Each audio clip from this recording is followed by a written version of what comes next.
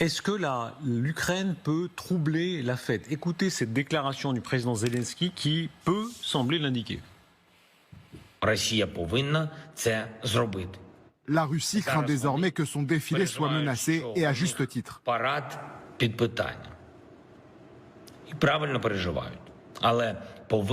Mais elle devrait s'inquiéter de la poursuite de cette guerre. Elle doit y mettre fin.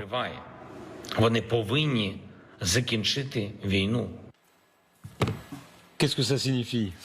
Il a bien dit que les Russes s'inquiètent. En tout cas, les Russes ont proposé la trêve de 3 jours et les Ukrainiens ont bien compris. Et Zelensky l'a mis en évidence encore plus qu'il s'agit de... C'est pas une vraie trêve, c'est tout simplement ils veulent rester tranquilles pendant la parade de 9 mai pour ne pas risquer de recevoir les drones ou les missiles ukrainiens. Et il a dit dans son discours, ils ont raison de s'inquiéter. Ça veut dire quoi? Alors soyons précis. Qu'est-ce qu'il peut faire comme opération? Alors déjà, instiller le doute, c'est pas mal, parce que ça va les rendre très nerveux. Je pense qu'il y a ça.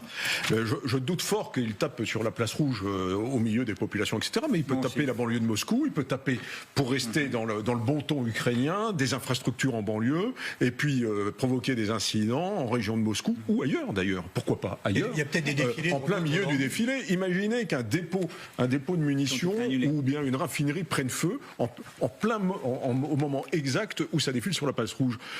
Qu'est-ce qu'on retiendra de la séance? Voilà. Mais le doute, c'est l'ambiguïté, le doute, ça fait partie de l'art de la guerre. La proposition de Vladimir Poutine d'arrêter la guerre pendant 3 jours est insultante pour le monde entier. Elle est dérisoire, elle est complètement dérisoire, c'est complètement ridicule qu'il ait